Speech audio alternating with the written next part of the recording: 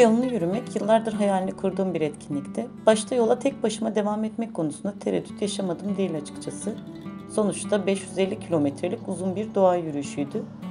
Tehlikeler de yok muydu? Vardı tabii ki ama ben tek de olsa yola devam etmeye karar verdim. Yola tek çıkacak olmanın güzel yanları kadar ek külfetleri de oldu. Her şeyi detaylı planlamam, gerekli güvenlik önlemlerini almam, hazırlıklarımı ona göre yapmam gerekti doğal olarak. Hazırlıklarıma internet çekmeyen yerlerde de çalışan navigasyon uygulaması satın alıp rotaları telefonuma indirmekle başladım. Kamp malzemelerimin yanı sıra köpek kovucu, ilk yardım malzemeleri, yiyecekler, içecekler, kıyafetler derken bir baktım çantam 20 kilo olmuş. Size önerim yedek kıyafet ve yiyecekleri fazla abartmayın. Gerçekten sonra onlardan kurtulmak için çareler bulmaya çalışıyorsun. Rota üzerinde yeterince işletme var çünkü. Yürümeye başlayınca Likya yolunun aslında o kadar da ıssız bir yol olmadığını gördüm. Özellikle ilk etaplarında şaşıracağınız sayıda insanın yürüdüğünü göreceksiniz.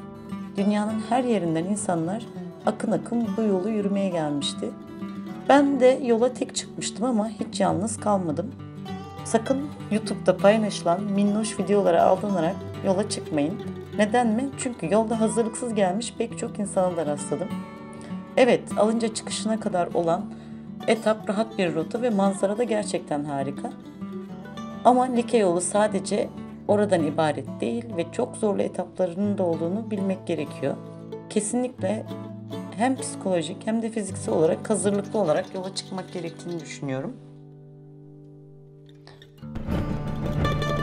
Böylece Antalya'dan Fethiye'ye doğru yola çıktım. Mart sonuydu ve yer yer karlı yollardan geçerek ilerliyordum. Karlı yollardan sonra neyse ki Fethiye'ye vardığımda ışıl ışıl parlayan bir güneş karşıladı beni. Otogardan Termosos Kaya Mezarları'na doğru yürüdüm. İlk hedefime Kaya Mezarları'na ulaştım. İkinci hedefim Kayaköy'dü. Tabelaları ve işaretleri takip ederek yürümeye başladım. Ama daha yolun ilk 5 kilometresinde yolumu kaybettim.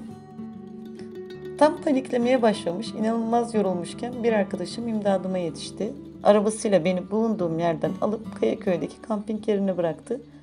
Fethiye'de arabayla gezdim böylece. Kamping yerinde sezona hazırlık tadilatları da vardı. Ama beni yine de iyi ağırladılar. Ben çadırda kaldım. Ama burada kalmak isteyenler için bungalov seçenekleri de vardı. 2 gün dinlendim. Burada ilk gün açıkçası çok üşüdüm. Çünkü inanılmaz soğuktu. Çadırın içinde titreye titreye sabahladım. Hatta kamp ocağımı yakıp o ocağın ısısıyla ısınmaya, sıcak bir şeyler içerek ısınmaya çalıştım. İkinci gün Kayaköy'ü gezdim.